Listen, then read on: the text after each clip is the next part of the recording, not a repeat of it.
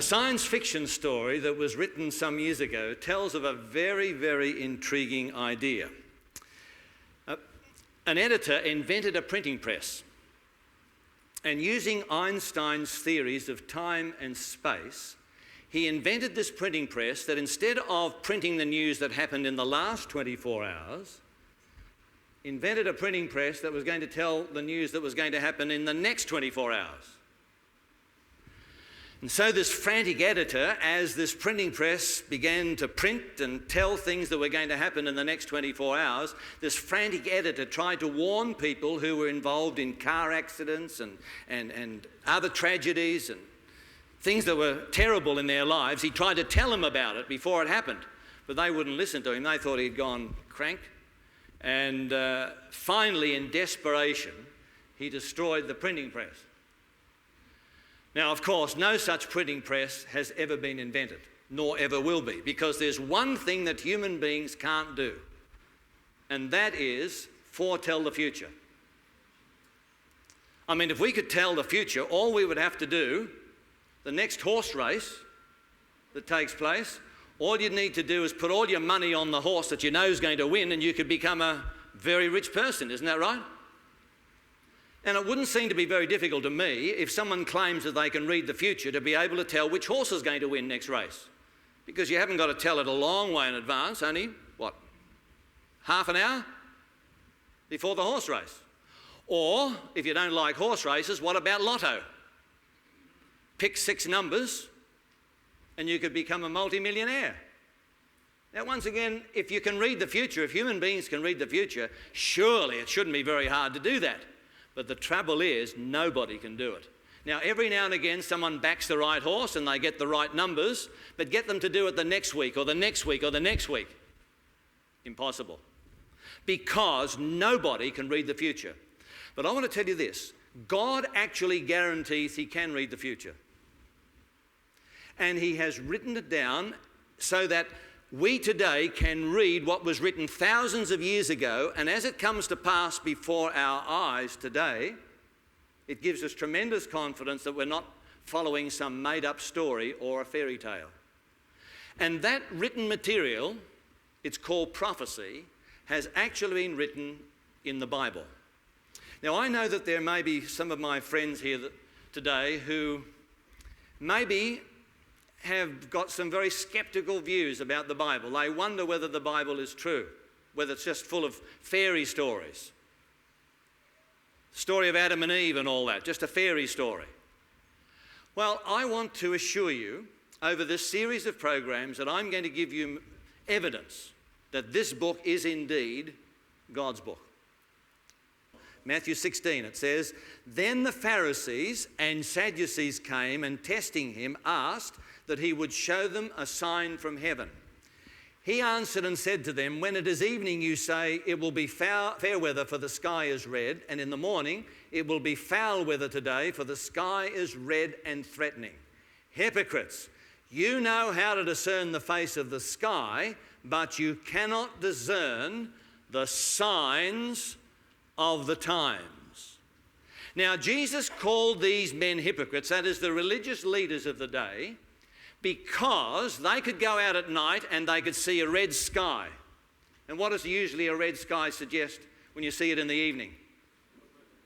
That shows it's going to be what? Good weather tomorrow. On the other hand, if you get up in the morning and you notice a red sky in the east, what does that usually suggest? Not so good. We have a saying, don't we? Shepherd's delight and a shepherd's warning. And these men were as good as the Weather Bureau. They knew what type of weather because they studied the signs in the sky, but they knew nothing about the signs of the times. And Jesus said that they ought to have understood the signs of the times. In fact, on one occasion, the disciples came to Jesus while he was on his own, separate from the crowds. It's recorded over here in Matthew 24. If you just come over a little further to Matthew 24. And they asked him the question because they had heard Jesus speak so often about the signs of the times that they got Jesus alone by themselves one day, and this is the question they put to him. Now, as he sat on the Mount of Olives, this is verse 3 down the bottom, see? The disciples came to him privately saying, "Tell us, when will these things be, and what will be the sign of your coming and the end of the age?" And so the disciples wanted to know the answer to this question from Jesus. How will the world end? What will be the sign of your coming and the end of the world? And it's interesting to notice what Jesus said. You would expect that him immediately to say, well, the first sign will be, and then to start listing them off. But he doesn't do that. Have a look at verse 4 as to what he says. Jesus answered and said to them, "Take heed that no one," what? Deceives you. So he starts with a warning, because he said there's going to be an awful lot of deception regarding my coming. Because there's going to be lots of people claiming to be this and claiming to be that. And what proportion of the population is the many? When it says they will deceive many, what proportion of the population would many be? Not all, would it? Many's not all. The majority, that's right, the majority. So it has to be at least 51%, isn't that right? To be the many. So at least we would say half the population is deceived regarding the coming of Jesus. At least. Many are going to be deceived. And he says here that they, as it says in verse 5, "For many will come in my name saying, 'I am the Christ,' and will deceive many." That's the vast majority. And so that's why when we go out to talk to people about the coming of Jesus, we have to recognize that the vast majority of people are deceived. They do not know. That's why we must go to the Bible to find out what Jesus said, not to ask this one or that one, because they may be amongst the group that are deceived. We must go to what Jesus said. And here in Matthew chapter 24, Jesus gives us 5 great signs that are going to take place before he returns. First of all, signs in the religious world. Then he talks about signs in the political world. Then he talks about signs in the natural world, signs in the economic world, and finally signs in the social world. Let's have a look first of all at the signs that he spoke about in the religious world. Verse 5. "For many will come in my name saying, 'I am the Christ.'" Now, when it says that they will come in my name, what does that mean? Does that mean that they are the atheists? They are the soothsayers and those dabbling in witchcraft? Is that what it's talking about? Not necessarily at all. It's talking about those who claim to be followers of Christ. That is, the religious world, the Christian world. They're the ones Jesus said to be very careful about, because in what they teach, they're going to deceive many, the vast majority. And so the very first thing that we notice about his coming is a warning. Be very careful, Jesus said. There's a lot of deception. And so that ought to put us on full alert as we study this subject, to be very, very careful in our study.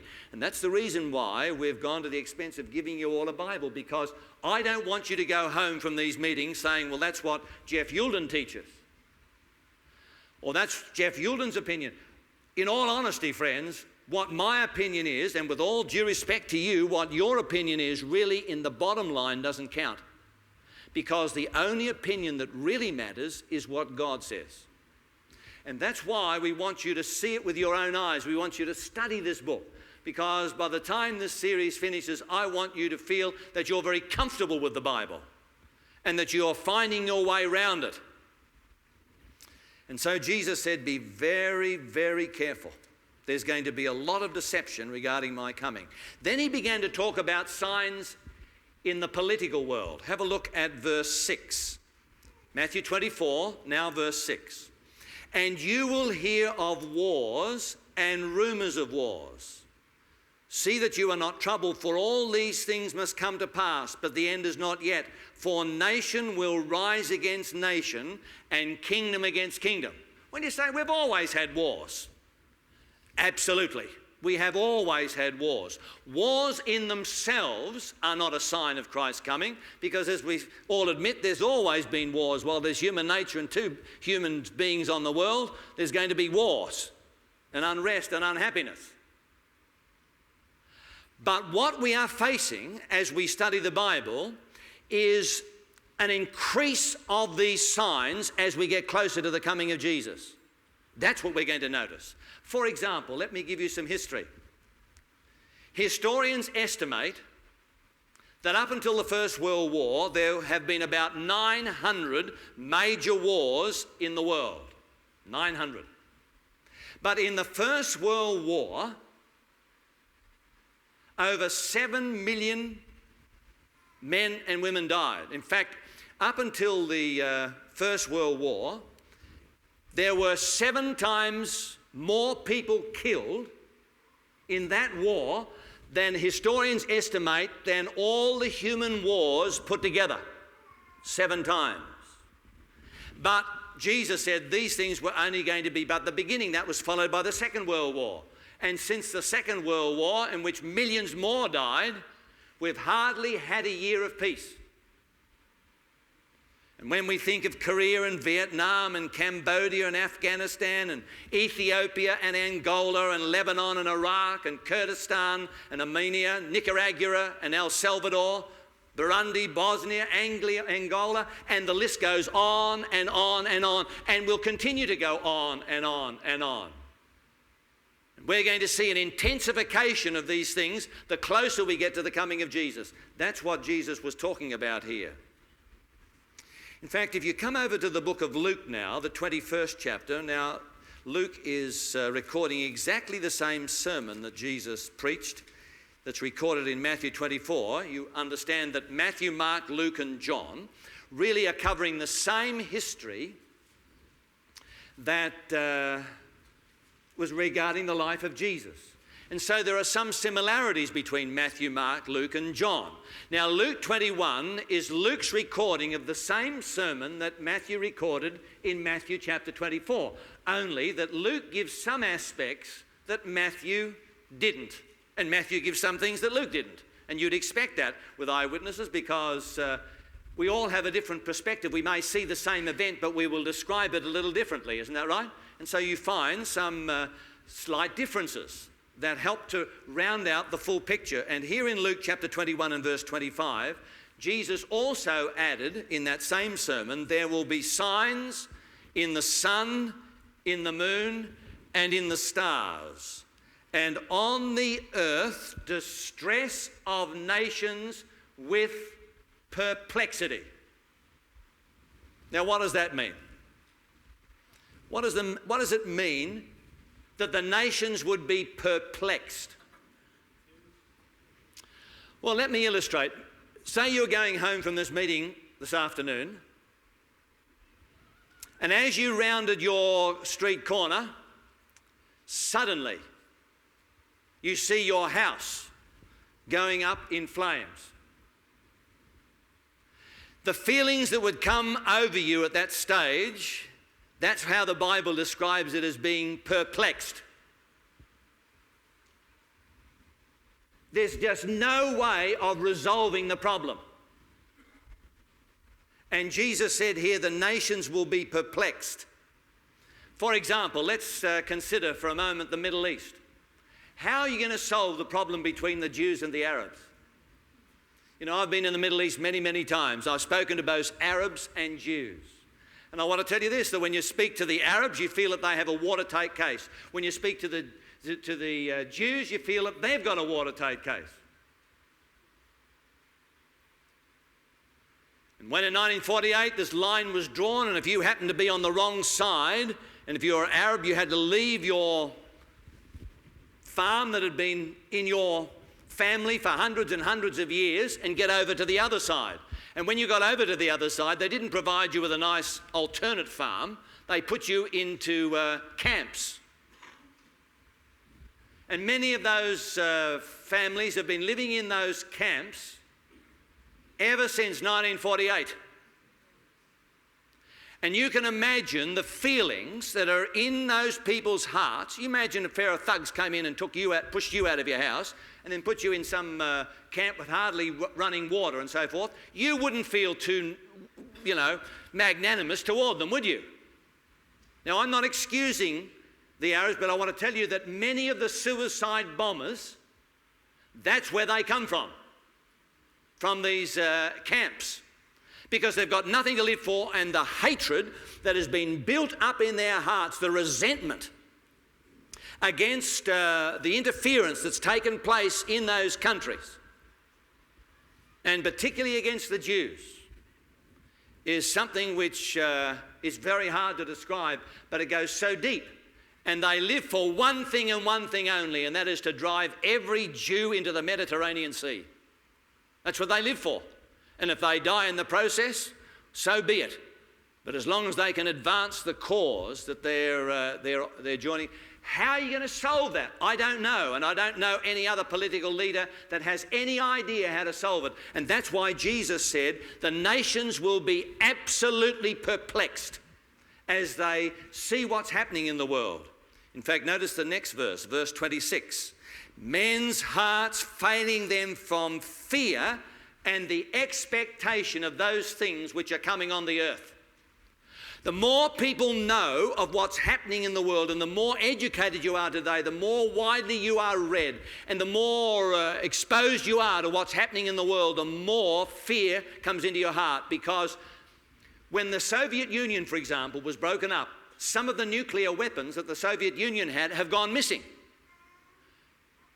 And world leaders still don't know where they all are. Many believe today that there's a high probability that some of those may be in the hands of a terrorist organisation. Now, you imagine if that is true. Imagine if Osama bin Laden had in his hands the possibility of exploding a nuclear weapon.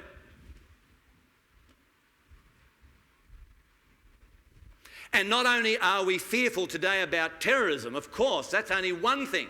What about now the possibility of the tsunamis? And I'll tell you, most of us in Australia and around the world think that the most ideal place to live is on the water.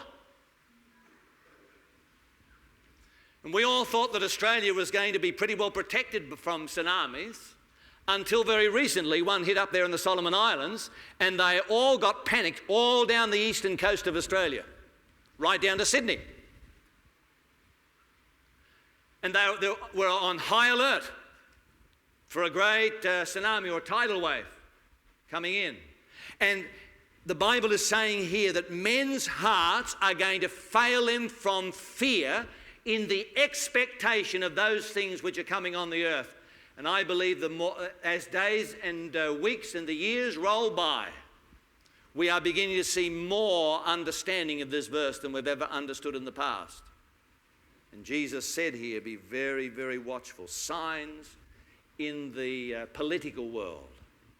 And sometimes people say to me, well, Geoff, does the Bible say anything about nuclear war? Well, just come over to Revelation chapter 11 and verse 18. Revelation chapter 11 and verse 18. It's page 1182 at the back of the Bible. 1182. And verse 18 is halfway down the outside column. And this is what it says. Revelation chapter 11 and verse 18. The nations were angry. Your wrath has come. And the time of the dead that they should be judged, that you should reward your servants, the prophets and the saints, and those who fear your name, small and great, and should destroy those who what? Destroy the earth. I'm going to suggest to every person that it's only the generation that has lived since the Second World War that has had the possibility of destroying this earth. We have got the possibility now with the bomb and, of course, more recently with pollution. And the Bible says that God is going to destroy those who attempt to destroy the earth. And once again, this is just another sign that Jesus is coming and coming soon. And I want to assure you of this, that this world has cost God far, far too much, that he's going to allow some terrorist organisation or some person here or there to destroy the earth. God is going to write the last sentence on the earth. And he's going to write it when he comes back the second time. But that doesn't mean that in between now and then that there's going to be not some great turmoil. And men's hearts are going to fail them from fear in the expectation of those things which are coming on the earth. Let's go back to Matthew 24, because Jesus now talks about signs in the physical world or the natural world. Come back to Matthew chapter 24. Matthew chapter 24 and verse 7.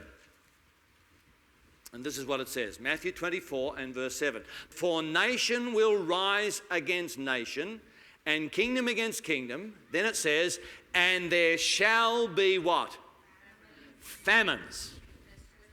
Yes, pestilences and earthquakes in various places. Now, look, I don't have to prove tonight or today what I'm going to share with you, because you know it as well as I.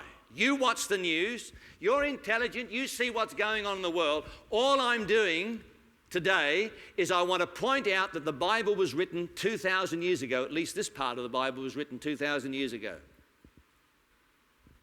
And what gives me tremendous confidence is, as we see these very events happening before our eyes today, it gives us confidence that we're not following a fairy tale.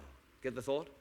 And so Jesus mentions pestilences. Now, what are pestilences? Well, I guess here in Australia we call them pests. You know, we like to shorten everything, pests. You know, the amazing thing is this, that while all the amazing discoveries have been made in the medical world, it seems that the germs and the bugs are always one step ahead of us. And it seems to me that while the doctors have been going to college, the bugs and the pests have been going to university, because they always seem to be just that much further ahead, don't they? And Jesus mentioned pestilences, and those of us who come from a farming background realise today that we are spraying for things that we never had to spray for in the past. And the tragic thing is today is that the very things that mankind has discovered in the last 100 years, I'm thinking of things like penicillin, that have been there to protect us, these very things, because many of these antibiotics have been overprescribed, now the human organism is building up an immunity against it, and so the very things that were once there to save us are no longer providing that strong barrier. And Jesus mentioned pestilences. I picked up a book recently written by Laurie Garrett, that's a lady, and she maintains that in the world today there are superbugs. She wrote the book, the title of the book is The Coming Plague. And she talks about HIV and Ebola and Marburg and the virus that killed that horse trainer up in Queensland a number of years ago, which they still haven't worked out what killed him and the horses. It's a mystery. And she's been writing all this up, and she's saying that the viruses and so forth that are starting to break out in the world now are due to the transmission of disease because of aeroplane travel. You know, disease can be taken from one part of the world to the other in a very short amount of time, and the sexual revolution. And once again, if Jesus doesn't come soon, the very things that we felt secure about could destroy us again. And then Jesus mentioned, after famines and then pestilences, he mentioned earthquakes in various places. Now, once again, I don't have to remind you about earthquakes. And while it's true that we have always had earthquakes, nobody is suggesting that earthquakes are a phenomena of the 20th and 21st century. Not at all. There have been major earthquakes in the past, but let me tell you, very few. If you pick up the internet or the encyclopedia, you check back through under the subject of earthquakes, and you will be surprised at the intensity of the number of earthquakes that are taking place in the world now. They believe over 6,000 every year. Fortunately, all of them aren't number 6 on the Richter scale and above. Otherwise, the world would be really in a mess. But we are seeing sufficient of those earthquakes to realise that there is an increase in the intensity. And that tsunami that killed, over 300,000 people in Asia, that is nothing more or less than an earthquake, isn't it? That's what it is. Only it's an earthquake underneath the sea. And that's why we have no control. And no country really is immune from the possibilities of being wiped out. We've already seen New Orleans.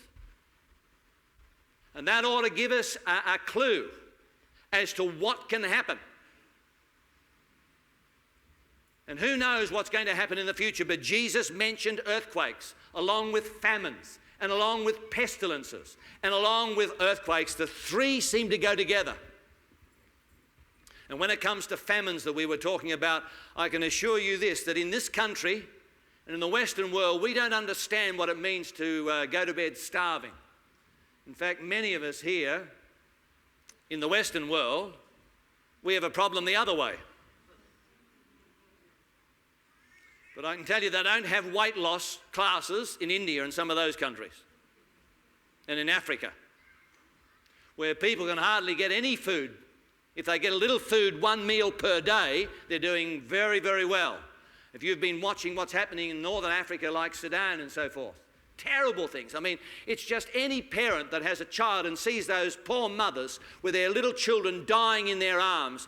Just imagine the feelings that are going through those poor people's hearts. And that's not just happening in one case, that's happening millions.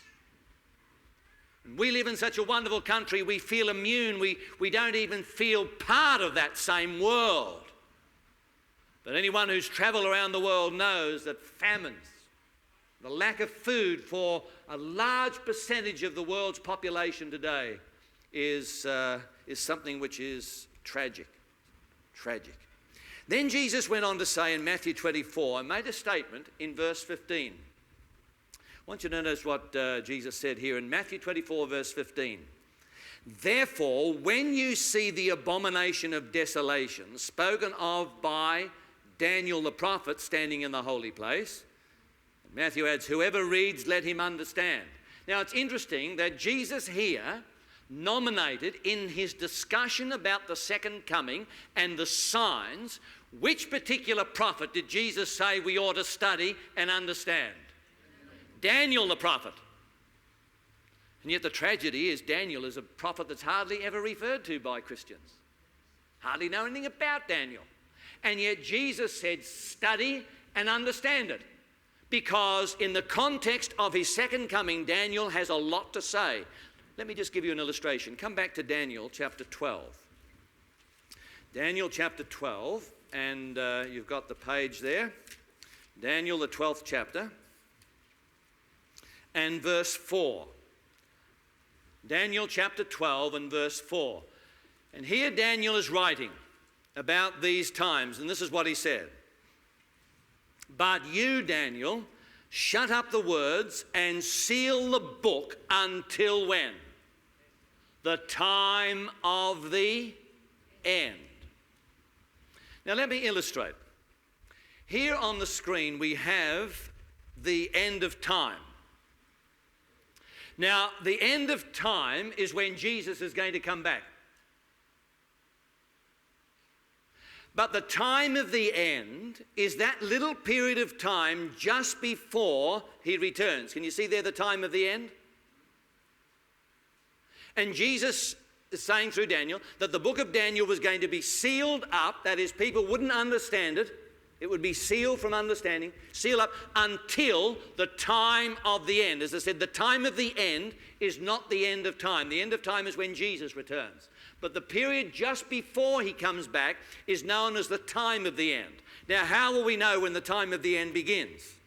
Well, verse 4 goes on to say, Many shall run to and fro, and what's going to increase? Knowledge is going to increase. One of the great signs that we're living in the time of the end is going to be an explosion in knowledge. Tell me, do we live in such a world today? Are we seeing an explosion in knowledge today? Why, oh my. Anyone who would think otherwise would be an ostrich and have their head in the sand. And we've all experienced it with children at school. You know, you spend large numbers of dollars on textbooks for your children. You say to the kids, now listen, you look after that textbook, because when Mary comes along into the same class, she can have the book, and we don't want to have to buy it a second time. And what happens when Mary gets to that same class? That textbook's out of date, particularly in the sciences. Because science is changing, you know. You never need to worry about what science is today. What science is today and what science is tomorrow will probably be two different things. Pick up the magazine recently, a little article that was written in 1850, and it said 50 reasons why a scientist could not believe in God. 50 reasons. There wouldn't be one scientist in the world today who would agree with any one of those 50. And yet, if you followed science back in 1850, you couldn't believe in God because of what science was saying. Wow, science. So, you see, to know anything really for sure, you've got to know everything, isn't that right? That's true, isn't it? To be absolutely certain about anything, you have to know everything, because otherwise there might be a little bit of knowledge out here that you don't know, which would completely change your conclusions if you knew about it. Get the thought? Now, which scientist in the world would like to claim that they know everything about even their own discipline? There's none. That's why every scientist ought to be the most humble person in the world, not making dogmatic statements about anything, because he or she is in a discipline that is changing like a chameleon with its skin every day. New knowledge is coming to pass because we're understanding more about the universe. And the time of the end, knowledge is going to explode. Take computers. Amazing world in which we live. God said that this would be a great sign of the end of the world. You know, air travel. Air travel is an amazing thing too. I mean, we take it for granted so much today. It's only over 100 years ago that men were able to fly. In the First World War, aeroplanes flew at 67 kilometres an hour. Now, most of you travel faster to get to the meeting than they flew in the First World War. And today they're getting faster and faster and faster. You know, I heard about a lady over there in Sydney. She wanted to come over here to Perth. And she rang up Qantas because she wanted to find out how long will it take to fly from one part of Australia to the other. Now, you all know that flying from one way is different to flying the other way, isn't that right? When you fly from Sydney to Perth, that is, you fly from east to west, it takes you longer than flying from west to east. Because when you fly west to east, you've got the tailwinds usually, and if it's a good tailwind, it could cut off half an hour, 3/4 of an hour off a 4-hour journey. And so when she rang up Qantas, she said, how long will it take me to fly over? Well, the air clerk wasn't quite certain. And so he said to the lady, just a minute. Thank you, said the lady, and she hung up. Now, we haven't got that fast yet, have we? But I want to tell you this, that we're going there in a big way, because God said that knowledge is going to dramatically increase. And we're seeing that today. A blind man would see it. People say to me, well, Daniel must have been a pretty smart man to be able to work all this out. I don't think that he is much smarter than any of us. Because look, notice what he said here in Daniel 12. You've still got it open, have you? Daniel 12 and verse 6. Verse 6. And one said to the man clothed in linen who was above the waters of the river, how long shall the fulfillment of these wonders be? How long is it going to be until all these things take place? Notice the answer. Verse 8. Although I heard, I did not what? Understand. So did Daniel understand what he was writing? No, he didn't. He admitted that. But you see, Daniel wrote down what God told him. And that's why when you read the Bible today, it doesn't sound like a book that was written 2,500 years ago when Daniel lived. You know, you pick up another book that was written 2,500 years ago, it wouldn't sound very up to date, would it? It would reflect the thinking of the times, but not the Bible. Because the Bible was written by someone who knows the end from the beginning and has written it down so that when we read it today, it sounds, well, pretty up to date. Sounds as if it could have been written just in the last year or two. Because God can see the end from the beginning. And although Daniel didn't understand, he still wrote down exactly what God told him. That's why we can have tremendous confidence in this book. Now I want to look at signs in the economic world. Just come over to the book of James, toward the back of the Bible. Right over toward the back, the book of James. And we will read here chapter 5. James chapter 5. After Hebrews comes James, the 5th chapter, page 1161, and this is what it says. Come now, you rich, weep and howl for your miseries that are coming upon you. Now, we don't often associate the rich weeping and howling, but here James is saying the rich are going to weep and howl for their miseries. All right? Why? Verse 2. Your riches are corrupted and your garments are moth-eaten. Now, we all understand that language. You know, if you've had your good suit or your good dress hanging up in the wardrobe and you haven't worn it for a while, and you find when you go to put it on that the silverfish or the moths have been into it, not a nice feeling, is it? Ruined it. And that's how the Bible is describing the rich are going to regard their riches. They're going to be moth-eaten, useless. Verse 3, your gold and silver are corroded, and their corrosion will be a witness against you and will eat your flesh like fire. You have heaped up treasure in the last days. So the Bible is saying there's going to be a great accumulation of wealth in the last days. By the way, are we seeing that today? Even in this part of the world, I understand that things are on a pretty good roll. Riches are increasing. But then notice what the Bible talks about, verse 4. Indeed, the wages of the labourers who mowed your fields, which you kept back by fraud, cry out. And the cries of the reapers have reached the ears of the Lord of Sabaoth. You have lived on the earth in pleasure and luxury, that is talking about the rich. You have fattened your hearts as in a day of slaughter. You have condemned, you have murdered the just. He does not resist. Therefore be patient, brethren, until the coming of the Lord. See how the farmer waits for the precious fruit on the earth, waiting patiently for it until it receives the early and the latter rain. You also be patient, establish your hearts, for the coming of the Lord is at hand. What is James talking about here? He's saying there's going to be great conflict between two groups of people in the last days. First of all, there's going to be a great accumulation of wealth, and eventually that wealth is going to be regarded as worthless. It's like the moths have got into the garments, and the gold and the silver have become corroded. They're going to become worthless.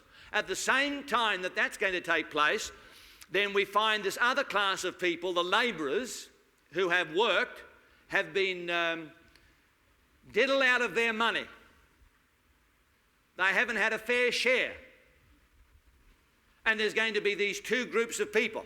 Now, the Bible is not taking sides and saying it's the labourers against the capitalist and one's right and the other's wrong. That's not what the Bible is saying. All the Bible is saying is that there's going to be two groups of people. And they're going to be in conflict. And once again, I don't need to remind you of the conflict that is often waged between those who are regarded as the capitalists and those who are regarded as the labourers or the unionists. God said that there's going to be problems between capital and labour, and once again that this is going to be a sign of Jesus coming. God says, be patient. Don't lose your confidence now as you see this taking place, because the coming of the Lord is about to take place. Establish your hearts. Be confident. Then Jesus talked about the fifth sign that I want to underline. Come back to Matthew chapter 24 again, Matthew the 24th chapter. And it's page 961, Matthew 24. And this time, verse 36. I think we'll start with verse 36, or perhaps verse 37. Maybe we better start with verse 37. Jesus said, as the days of Noah were, so also will the coming of the Son of Man be. So Jesus says, as it was in the days of Noah, it's going to be a mirror image of the days just before Jesus returns. Is that what he's saying? Exactly. So if we go back now to the days of Noah, and when we think of Noah, we've got to go right back to the beginning. And we go back to Genesis chapter 6, right at the very beginning. Genesis chapter 6 and verse 1, page 5, right at the very beginning. As it was in the days of Noah, so it's going to be in the days of the coming of the Son of Man. All right? What were conditions like just before the flood? Have a look at verse 1. Now it came to pass, when men began to multiply on the face of the earth, and daughters were born to them, that the sons of God saw the daughters of men that they were beautiful, and they took wives for themselves of all whom they chose. This would suggest that there was a tremendous increase in the population just before the flood. Some estimate the population of the world before the flood was very, very high, extremely high. And it seems from the statement that's made here, they took wives for themselves of all whom they chose, that this is referring to polygamy. Well, you say we don't have polygamy today. Well, no, that's true, we don't have polygamy, but maybe if it was not against the law, we might. But we have what is something very similar in today's world. It's called easy divorce, in which instead of having many at the one time, we have a string of them. In fact, it's interesting that in 1870, there was one divorce for every 34 marriages. Do you know what it is today? Nearly, not quite, but nearly one in every two. So I tell young couples when they're about to get married, your chance is only 50%. That's what the law of averages says, 50%, that you're going to survive a number of years. And of course, this has tremendous repercussions on our society today, because anybody who's been through a divorce knows the sadness and the interruption of life that takes upon, and the toll that takes upon a person. You know, in Britain today and in Australia, it's not much different. Nearly 30% of births are outside marriages. 30%. And if we read on here in Genesis chapter 6, we read a description describing the conditions in the world just before the flood. Notice what they were in Genesis chapter 6 and verse 11. The earth also was corrupt before God, and the earth was filled with what? Violence. Two words describe the antediluvian world. One was corrupt and violent. Tell me, would that describe our world today? I don't have to prove that to anybody. Nobody will doubt that. Corrupt and violent. Why, you say, you couldn't describe our world better than that? Today we can hardly trust anybody. fact, the very people that have been in our society who we should look up to today have let us all down. And we have politicians in which corruption is just rife with. And I believe that if there's one thing that has contributed to both corruption and violence in our society today more than any other single thing, it is what is churned out of Hollywood. That is influencing our society like nothing else on this earth.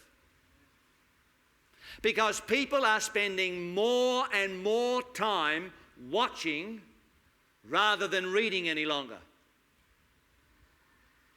Fewer and fewer people are reading because they're spending all their spare time in watching television or going to the theatre or videos or whatever it might happen to be. And what is being churned out from Hollywood today is influencing our society in a very, very marked way. Let me just give you some evidence of that. Back in 1981, now that's a long time ago, two researchers, Joyce Sprafkin and Teresa Silverman, monitored 58 programs on prime-time television. Now, prime-time television is the time between 6 and 10 at night when everybody, the families, are watching. All right? Prime time. They monitored 58 programs in prime-time television. They found this: 41 instances of sex outside marriage, and only 6 between married people. 41 outside marriage, 6 inside marriage. 41 to 6. All right? What is it today? Well, the extramarital sex has dramatically increased. From April 28 the other year to May 25, they logged 615 instances of sexual activity depicted or discussed on prime-time television. We're not talking about late-night television, I'm talking about prime-time television. A ratio of 571 to 44, a ratio of 13 to 1, favouring sex outside marriage. Now, what's that saying? What's the message that is coming through to young people, to impressionable young people particularly? What's the message? That's life, that's what you do. In fact, if a girl by the age of 21, the pressure seems to be that if a girl hasn't experimented and so forth, by the age of 21, there's something wrong with her.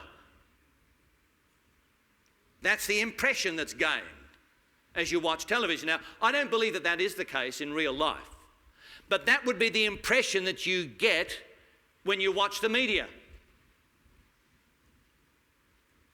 571 to 13.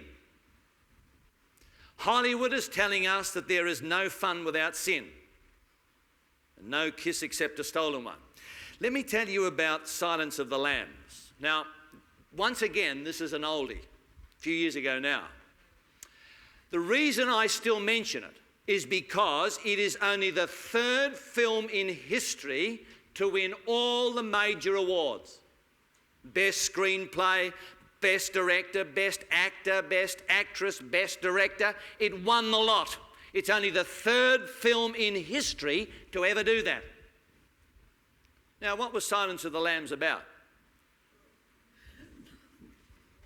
Well, let me read you what a film critic said. The plot of Silence of the Lambs centres on a transvestite serial killer who stuffs the larvae of a rare moth down the throats of his victims after he has skinned them.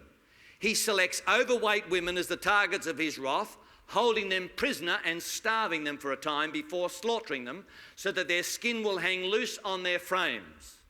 The criminals are so bizarre and extreme in their sadistic pleasures that they are more ridiculous than frightening. Now, remember, that's the film that won all the awards. The 3rd in history to ever do that. And it's about that. I tell you, friend, I refuse to go along and waste my time and money on some perverted director or writer who has written a script like that.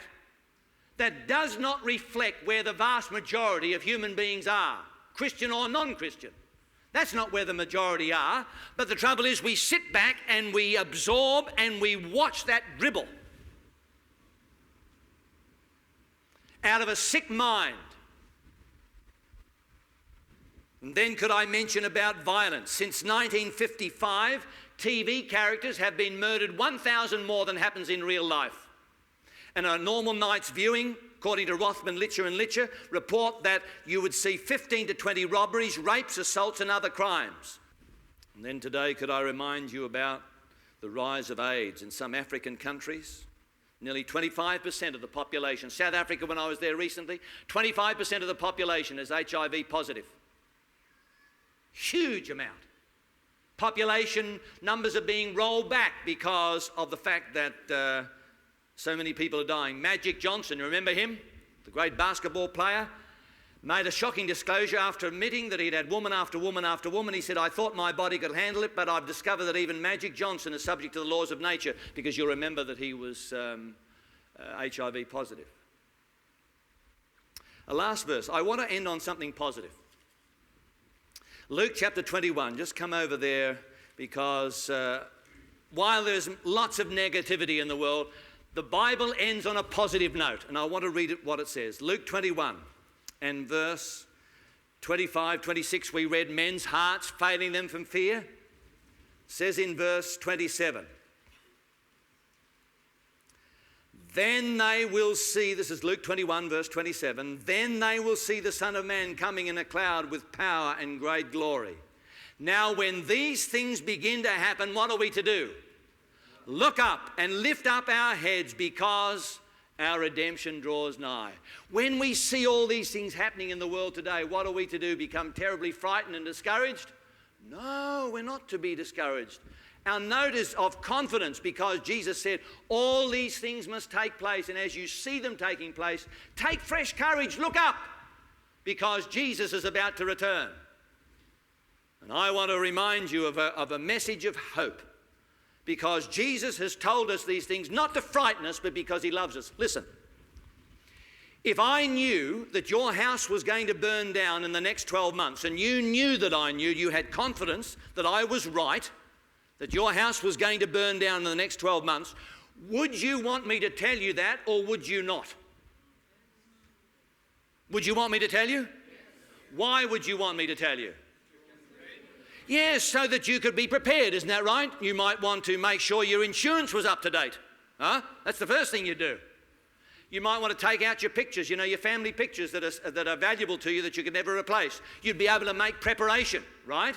That's why Jesus has told us these things. Not to frighten us, but so that we can be prepared. Because whether we believe it or not, Jesus is coming. We have read evidence after evidence, and there's far more, and I'm going to share with you night by night more evidence that the Bible is true. And as we see these things taking place today, it gives us fresh confidence that the book that has been the solace of so many down through the years is true, and that we can trust it. And today, in these last times, God wants us to be ready. And I tell you this, in my heart of hearts, I want to be ready when Jesus comes. In fact, I'd like to raise my hand to God and say, God, help me to be ready when you come. Who'd like to join me and say, I want to be ready? Yes, God bless you. Because as we make a decision to follow Jesus, then we can be ready. Let's just bow our heads together in prayer. Our wonderful Father in heaven, I just want to thank you again at this very time for all the signs that you have told us about. Signs that tell us in the heavens and on the earth that Jesus is coming soon, and we want to be ready. You have told us because you love us, that you don't want us to be lost. You want us to understand the times in which we live. And so I pray today that you will bless us now as we go home. We want to be ready, and bring us back again tomorrow night as further we look into these wonderful, wonderful truths. I pray for Jesus' sake.